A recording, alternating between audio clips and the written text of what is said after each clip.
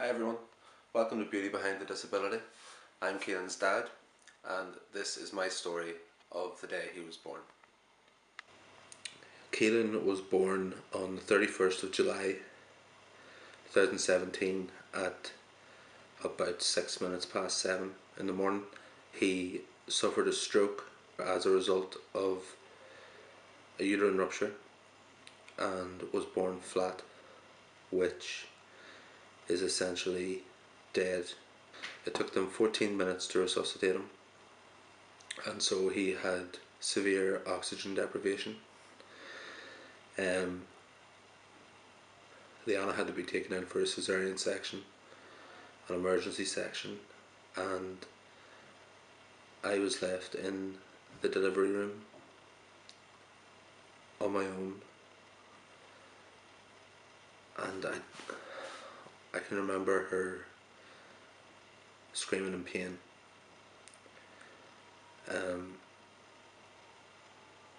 It's a horrible, horrible thing that I can never get out of my head,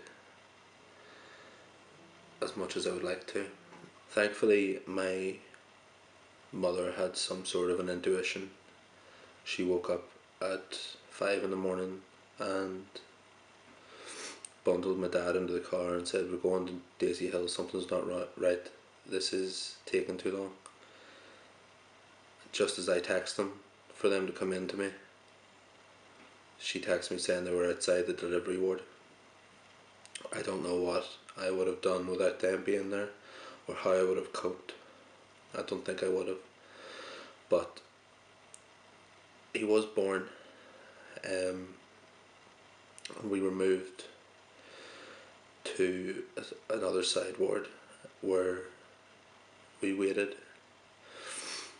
I had a number of doctors coming in and telling me what had happened, and that it was because of uterine rupture and all of this, but I didn't know what that meant. It was about 12 o'clock, I think. I can't really remember times now, but it was a good few hours later that I actually met him for the first time and took this picture. I can remember asking the doctors, is it okay if I could take this picture, because he was hooked up to tubes and all sorts. He had had his first epileptic seizure at this point, so they were in the process of transferring him to Caolan for active cooling. And I remember them looking at me and going, "Of course you can take a picture, he's your son." And it never dawned on me how stupid the question was until after. But one thing I will always regret about that moment is that I was too scared to give him a kiss. But anyway, I made my way down to Caolan with my mum ahead of the ambulance, and we waited there for what felt like forever. It was probably about an hour at most.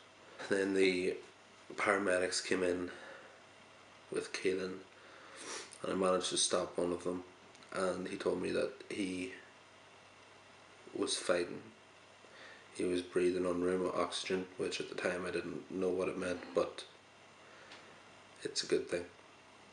He was a fighter from birth, and that they would do everything that they could to save him, and that someone would be out to me when they had all their tests done. Eventually a consultant came out and talked to us and told us that Caolan had brain damage, which killed me. It was like getting punched in the stomach 1,000 times. But he said that they couldn't tell the extent of it, and it could heal itself. It could be nothing, or it could go right up to cerebral palsy.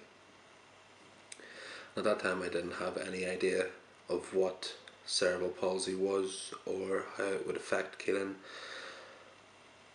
but I knew that it was a scary, scary word. It was a bad thing, and he just left it at that.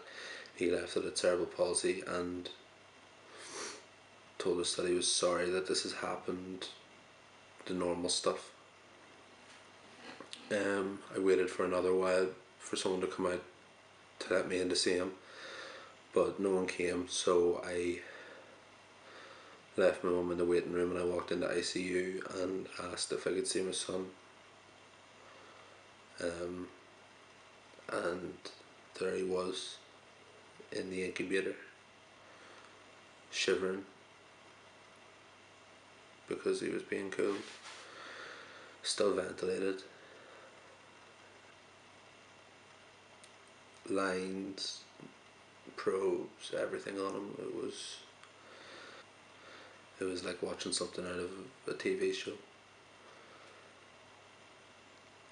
And I stayed there for 5 minutes. I was just staring at him. I couldn't comprehend that this was my son. I didn't feel like a father because I was so helpless. A father's not supposed to be helpless. A father's supposed to be there for their child, protect them, and I couldn't protect him from this. This was his fight.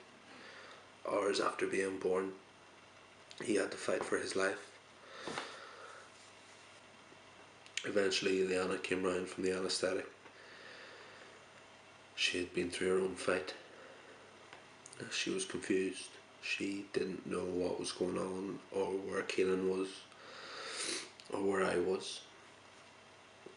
She had always told me in the lead up to the labour, if something goes wrong, you stay with our son. So that's what I did. And it was like she knew something would happen, but she didn't know what. But I stayed there for another few hours with my mum. And then we left Caolan and went back to Daisy Hill to see Leanna. All day all I could think was, I need to be with Leanna. I need to be with Leanna, because I didn't feel that tie with Caolan yet, and it's a horrible thing to say, but that's how it was. So when I got back to Daisy Hill, I rushed up to HDU. I walked into the room and there was Leanna, hooked up to any number of lines, wires everywhere. She was still pretty out of it from the anaesthetic. I was just telling her that it'll be okay. Caolan's fine. He's fine. Anything that I could say in that moment to console her. But there's no way that she could be consoled at that time. She was devastated. So after about a week and a half, Caolan got transferred back to Daisy Hill. And it was one of the happiest moments of my life, walking into the special care unit and seeing Leanna holding Caolan, the smile on her face, and Caolan sleeping in her arms, just at peace. That was the first fight over for us anyway, and it felt like we'd made progress. And he was there for another few days, and then we got him home.